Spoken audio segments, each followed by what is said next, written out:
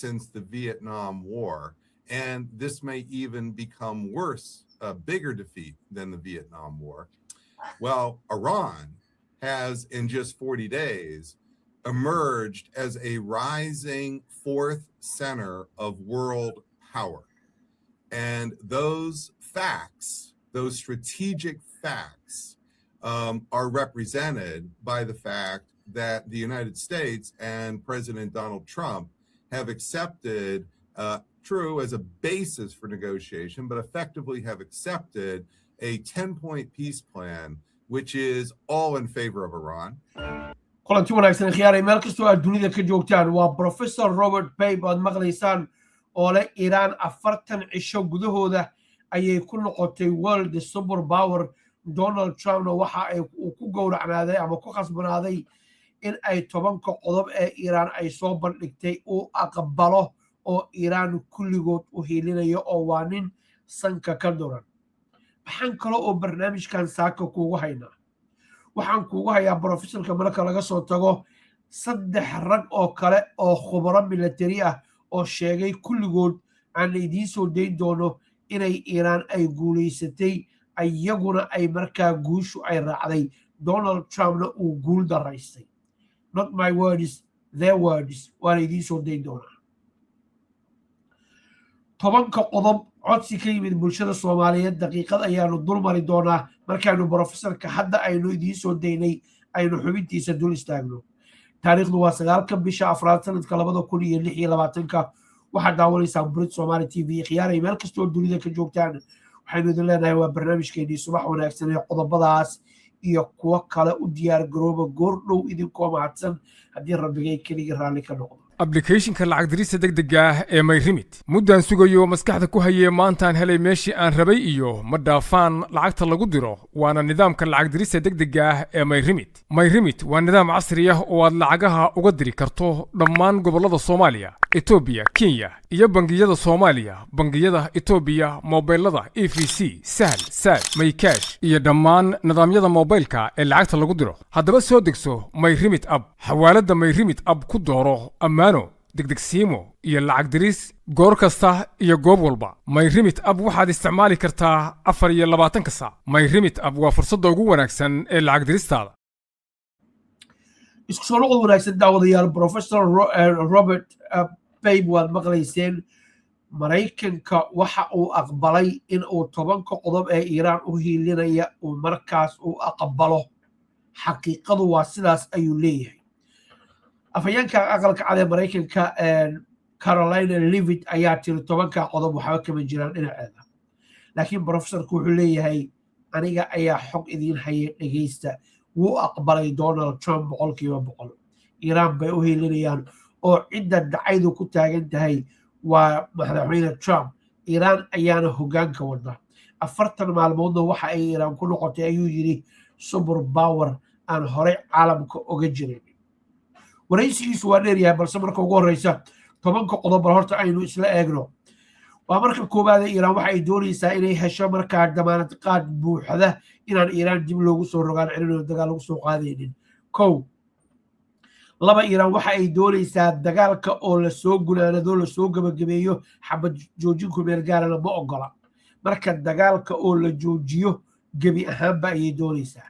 qodobka 3 Israa'iil inay joojiso duqeymaha ay ka wado dalka Lebanon ayay Iran doonaysaa.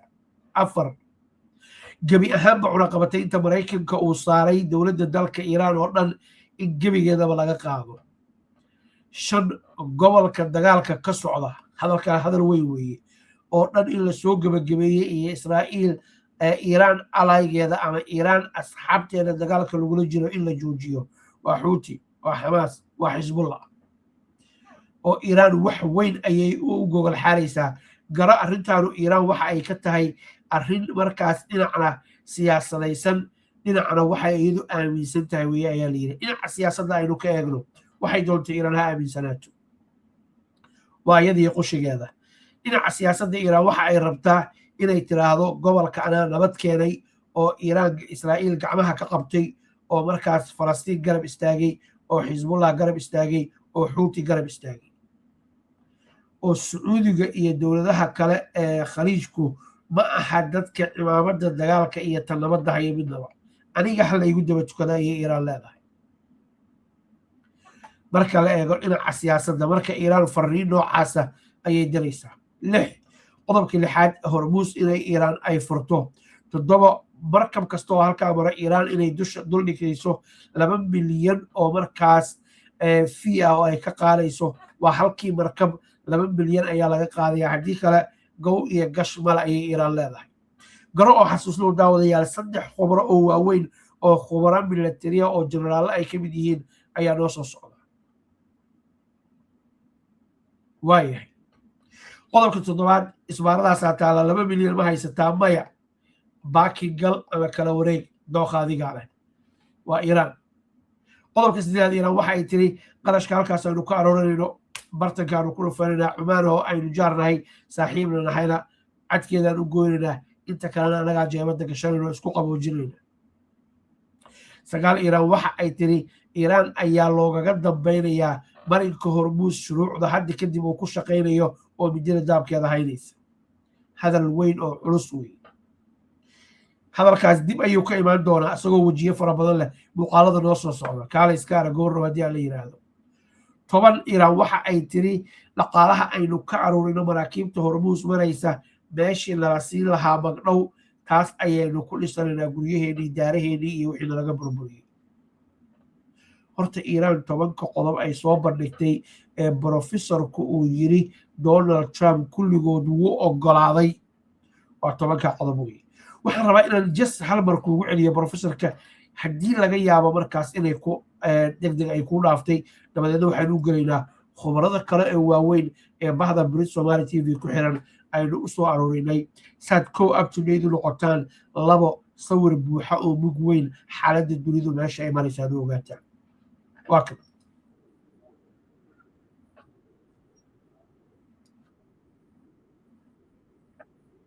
strategic defeat since the Vietnam War, and the United States has just suffered its worst strategic defeat since the Vietnam War, and this may even become qodobka koowaad dowladda Mareykanka strategic guuldaradii ugu weyneed ayaa ku dhacday tan iyo intii uu ka soo laabtay dagaalkii Vietnam lagu qaaday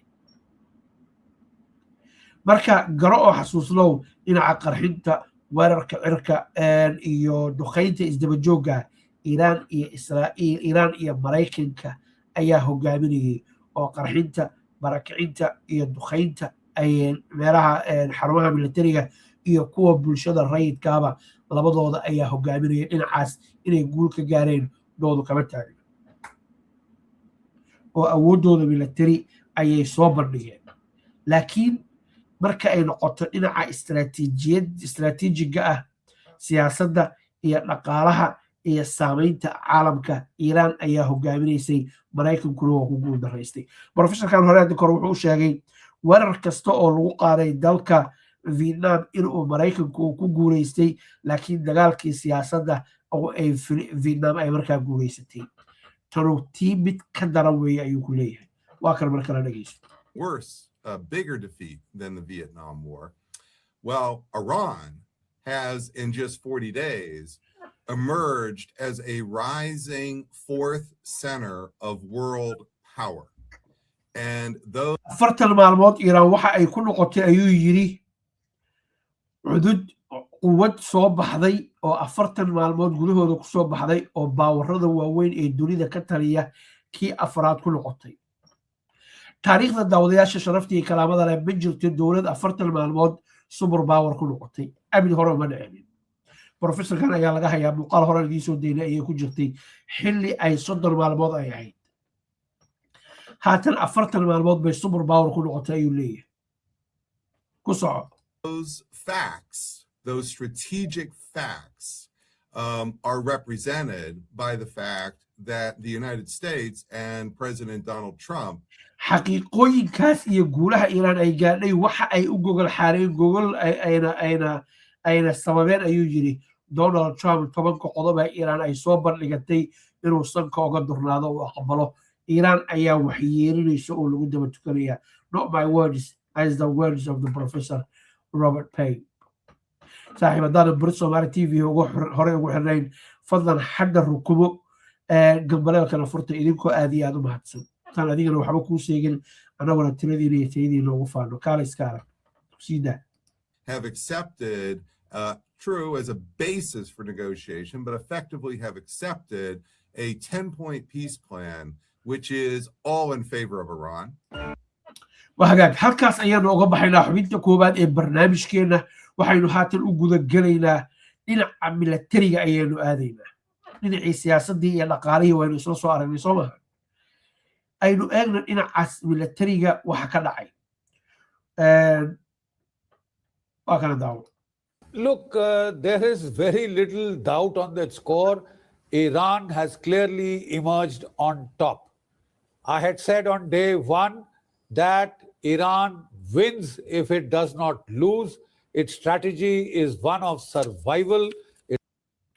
su-aasha la weydiiyey shaashaday ku qoran tahay in case ay ku dhaaftay Iran iyo Trump yaa guulaystay ayaa shaashada ku qoran maalintii koowaad ayaan kuu sheegay ayuu yiri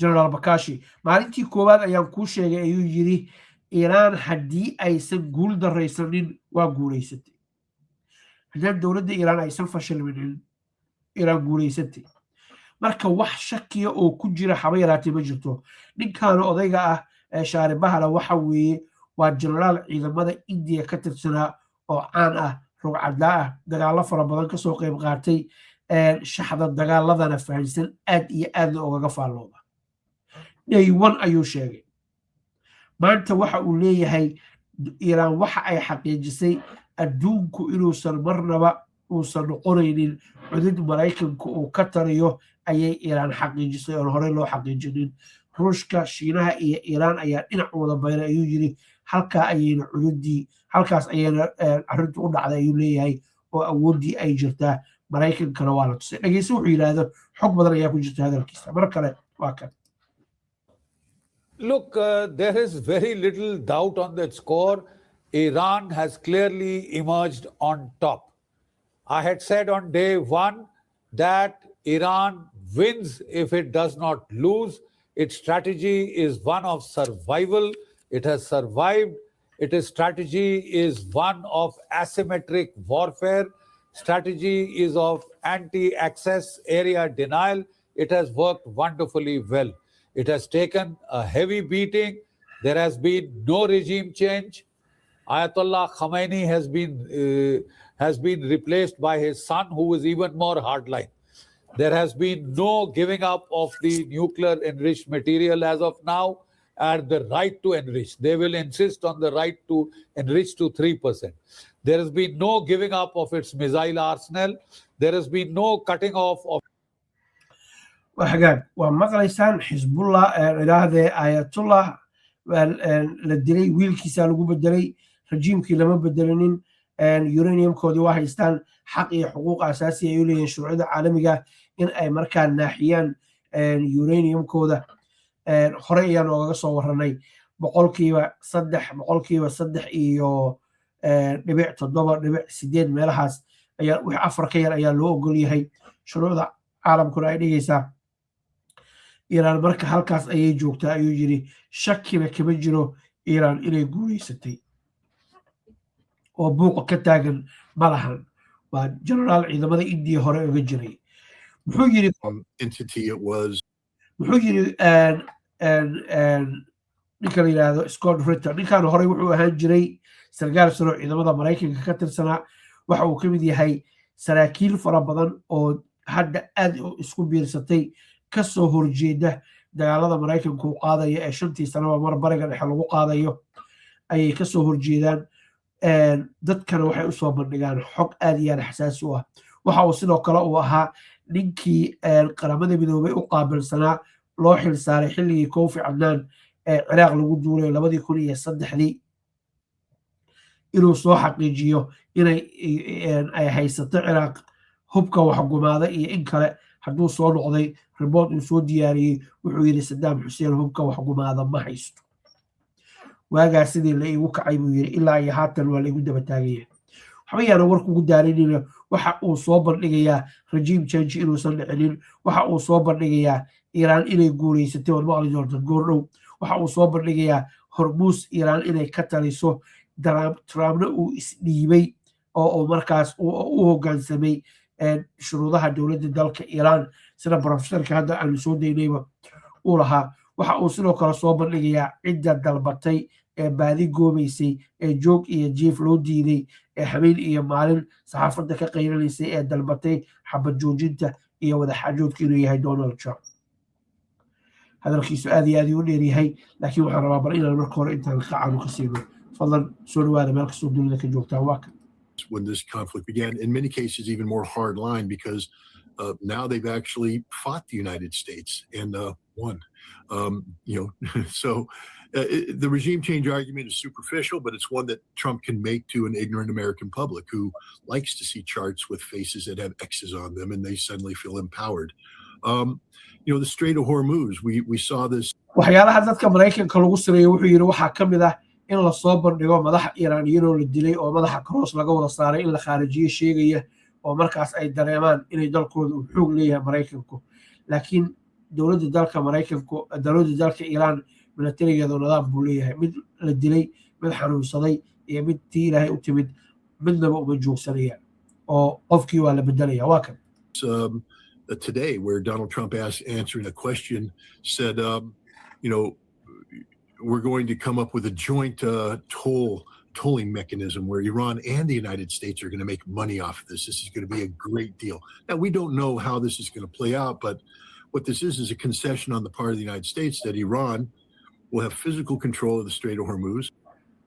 qodob ka mid ah qodobada video-ga aan la wadaagno guddiga oo ahaa waxa uu yiri waxa ay daliil cad u tahay Iran inay Hormuz controleyso concession inuu Mareykanku sameeyay asaga uu tanaasulay asaga uu isdhiibay asaga uu qoos gaaray waxa doontiba ku macnaa marka hadalkii Peter Hegseth wasiirka gaashaandhigga oo lahaa Iran baa nabaryeysay Iran baa keensatay wada xaajoodka rabtay kadib markaynu digada ka dhignay madaxweynaheena uu hanjabay wuxuu ku leeyahay waxaas waxba kama jiraan uu haaweeye dhageysanina waa kan and be able to exact tolls and raise income going through.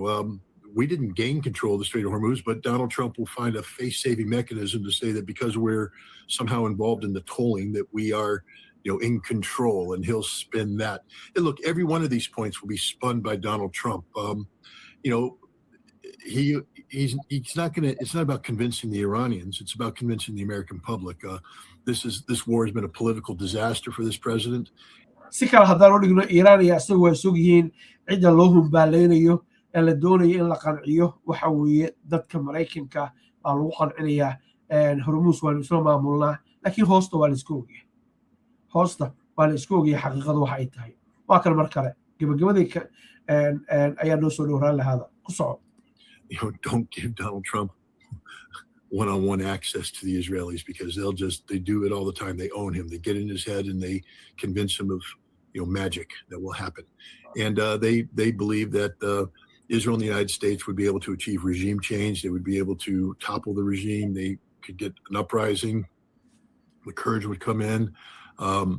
That they could stop the ballistic missiles, that they could get control of the nuclear program. All they had to do is have the courage and the decisiveness to engage. And Trump went with it. I mean, almost everybody. And it's interesting because the New York Times provides some details. halkan wuxuu ka hadlayaa jariirada New York Times oo soo qaadanaya waxa uu sheegayaa jariiradu in ay fashishay xog fara badan dabcan qaarkiin halkan aad ka aragteen oo idin la wadaagnay uu leeyahay generaalka ciidamada ugu sareeya General Kane dowladda dalka Mareykanka waxa uu yiri Israa'iiliyiintu ayuu yiri marka ay xog soo bandhigaan awoodooda way buunbuuniyaan marka sidaas awgeed hal laga fiirsado oo aan dagaalkan lagu degdegin ayuu yiri JD Vance madaxweyne ku-xigeenka wuxuu yiri I don't want anything to do with it iyo rag kale oo fara badan ayaa dagaalkan ka soo horjeestay xogtii ayuu soo xiganayaa waxa uu leeyahay wixii aniga iyo saraakiishii hore aynu ka digaynay maanta gacanta ma ku haysa waa kan General Kane, the chairman of the Joint Chiefs, said the Israelis often oversell their capabilities and results, and we need to be careful about that. Marco Rubio and the Waltz, the CIA director, said this regime change is a fantasy. It's not going to happen. And J.D. Vance said, Marco Rubio waa wasiirka arrimaha dibadda ee mar walba la taagan ee Maraykanka mar walba banaanka la taagan oo leh Iiraaniyiintu waa argagixiso weeye dowladda argagixisaa weeye dawada waxaa xusin mudan wadamada Yurub oo dhan inay safaarad ku leeyihiin Ingiriiska ka mid ah Faransiiska ka mid ah Jarmalka ka mid ah dowladda dalka Iiraan waa kan just dead set against this the whole way. I mean, I'll support you in the end, but I'm against this. There was nobody. Tulsi Gabbard wasn't even invited to the meeting. Neither was Secretary of Treasury Besant, who might have been able to come in and weigh in on what this is going to do to the oil market and the energy markets. The concept of the Strait of Hormuz being secured also was deemed to be fantasy. But Donald Trump believed everything the Israelis told him, and so we ended up going to war based upon Israeli lies. وحقاك دقالك waxaa u galay Israa'iil been loo sheegtay ayuu leeyahay war lagu cusuma laakiin xogtu waxa ay tahay in Maraykanku uu ogaa waxa loo sheegayo inaysan suurto galaynin oo wax la qaban kara aysan ahayn way ogaayeen haddana Donald Trump waxa uu ku qasbanaaday in uu arrintan fuliyo waxa uu ugu dambeyntii lagu qanciyay inuu dagaalka galo halka ayuu arrinta dhigay haata waxaynu u gudbaynaa Professor Michael Clark oo markaas nin aad uga faalooda telefishinka Sky-ga isla marxantaasna professor arrimaha dagaalka iyo militariga ka dhiga jaamacadaha Ingiriiska aad iyo aad caan u ah dhageysta waxa uu yiraahdo iyo cidda guuleysatay waxa uu ku tilmaamay haddii kii hore uu ahaa jeneraal Hindi ah haddii uu ahaa oo ay laga yaabo qaarkiina istiraadaan warniyow ninkaas dhinaca Iiraan buu u jeejeeray ninkaan waa nin Ingiriis weeye waxauna ka hadlayaa meesha ay wax dhigay meesha xaaladdu ay taalo waa kan going to war based upon Israeli lies. He can say, well, they've guaranteed to me that they won't have a nuclear weapon. Well, so we're back to where we were in 2015, which was Obama's nuclear deal. So nuclear, we're no further forward to that. Ballistic missiles, that was the other big thing. Well, they've still got ballistic missiles. They may have far less capacity to produce them, but they still got the technologies and they almost certainly will produce them. Help to the proxies. It's obviously going on. It will continue to go on. waxa uu soo taxayaa shuruudihii Donald Trump miiska uu soo saaray oo Iiraan mid ay fulisay wax u suurtagalay aysan jirinin gantaalada ridada dheer waa haystaan inkastoo awoodoodii la wiiqay haddana aqoontii bay haystaan welina gantaala ay haystaan kooxaha Iiraan ay taageero weli waa socdaan maantadan aan la hadlayno weli waa socdaan ayuu leeyahay oo waa taageerayaan haye and then fourthly, regime change. Well, there you are. I mean, the regime is now strengthened and it's become a military junta. It was a dowladda Iiraan in la bedelo ayay ahayd wuxuu yiri dowladdii hadda ayay xoogeysatay dowladdii Iiraan hadda ayay xoogeysatay isku tagtay culudeedii meel isugu geysay caqligeedii meel isugu geysay maanta ayayna ka adag tahay oo team mayal adag ayaa gacanta ku dhigay ayuu yiri a religious dictatorship with a military component. Now the military component has become the government. So it's a military junta. So it's a stronger and more vicious and determined. See, wuxuu isticmaalayaa ereyga strong inay ka adag yihiin markii hore. Waaya. Sidaa maxaa haysataa? Revolutionary government than it was before. So in those four areas in which the Americans demanded real change, there's been either no change or change in the opposite direction. afartaas qodob ee Maraykanku uu doonayo inay suurto galaan Iiraan afartoodii ma uusan suurto gelinin balse qaarkood ayaaba dhinacii kala aaday meeshii rabeen inay dhinacaan u dhacaan dhinacii kala aadeen oo Iiraan waxay noqotay dowlad aan fashilminin haddana dowlad mayal adag ayay noqotay oo maanta isku duuban marka wax u qabsoomay ma lahan ayay soo yiraahdaan And actually, in the Iranian 10-point plan, the ballistic missiles conspicuous by their absence. No talk of that. Yeah. Which actually, before the war, you and I talked about that, and I said that's new, and that was like a new demand anyway. That's right. Suddenly arose out of nowhere. Yeah. And what the Americans were saying is that you can have ballistic missiles, but not with ranges that could reach Israel, which is your 2,000-kilometer range. And the Iranians said it's a sovereign decision. I mean, we'll make ballistic missiles to go wherever we want, which is.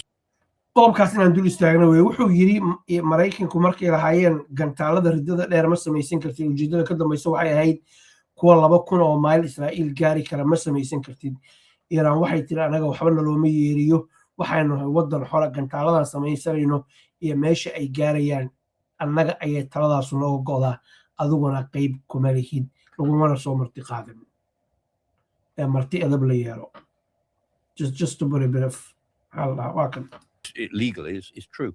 And then, I mean, apart from those four things which were not achieved, then two other things have arisen which hadn't arisen before. One is that Israel's got its own war on the go, and that will keep going. And secondly, the Strait of Hormuz, which was no problem before the war and is now a weaponized pressure point. Yeah. labada qodob oo kale oo soo baxay waxa uu yiri marka kuwa laga soo tago waxay tahay maanta Israa'iil ay raahday inay dagaal Hezbollah kula jirto dagaalku waa dhiig waa dhimasho waa barakicin waa hurdo la'aan waa shaqo la'aan Iran oo Israa'iil waxa ku dhacaya iyo waxa inta ka badan oo Lebanon ku dhacayo Israa'iil duqeymo xad dhaaf ay ka wada Lebanon oo waxay sheegteen inay doonayaan qayb Lebanon ka mid ah gaar ahaan koonfurta Lebanon inay qabsadaan oo ay dhul ballaarsadaan laakiin dagaal bay ku jiraan nevertheless oo malaayiin dad ayaa noloshooda hakada ay gasho seeriga sawaxankiisa maqlaya iyo Hormuz oo horey dhibaato jirta ay dhibaato horey u jirtaan ahayn laakiin maanta dhibaato weyn noqotay oo Iran ay ku gorgortamayso professorkii hore wuxuu yiri waad ogeydeen marka waxa uu yiri labada arrimood ayaa ka dhashay afartii waxyaaladoo la doonayay oo ay shaqayn waayay haddana labadan ayaa ku soo biirtay oo mushkilo hor la ah. And that the Strait of Hormuz will sadly never go back to the more relaxed situation that we had before the war. And again, I think you and I have talked about this before. You know, I talk to military professionals and they say, we've been talking about the Strait of Hormuz at Staff College for 40 years, all over the world. Everybody knows that it's not difficult to block, in effect, the Strait of Hormuz. waayahay hadalkiisa halkan ayooga baxayna dhegeysta halkan wuxuu ka yiraahdaa waxaynu kaadi wax yar baan isleeyahay waa ka booday aan rabo inaan idin qashiyo iyo dulqaado here we go waan soo dhaweynaa khiyaar meel kastoo dunida ka joogtaan sharaf iyo karaama ay noo tahay waqtigiina qaaliga ah and here we go Professor Clark.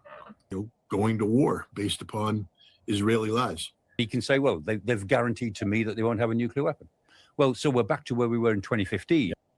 waayahay calaa kulli xaal waxa uu leeyahay meesha hadda iguma aadaysa waan u jeedaa waqtina ka lumayna ma rabo waxa uu leeyahay Iran ayaa top noqotay oo markaas noqotay meeshii la rabay meeshii Israa'iil daciifaysa ayadii ayaaba kor u soo kacday oo cirka isku shareeray marka kulligood waxay isku waafaqsan yihiin Iran inay guulo istiraatiijiga ay gaadhay oo horey aysan u gaarinin si degdeg ah ay u gaadhay maantana iyadu midina daabkeeda ay hayso oo markaas lala gorgortamayo su'aasha kale meesha ka soo baxday waxa ay tahay Mareykanku isugu helaya inuu yiraahdo waa argagixiso haddana Pakistan ayaa xadda kula kulmaya subax sabti ah oo aynu ku sheekaysanayna oo wada xaajoodu lagu dhexmaraya sidee shalay Geneva oo uga fadhiisateen sidee shalayto Amman oo la fadhideen haddii argagixisan yihiin waa su'aalaha soo noqonaya dowlad caalamka oo dhan ku leh intiisa badan safaarado ku leh hadday bariga dhexe ahaan lahayd hadday Asia ahaan lahayd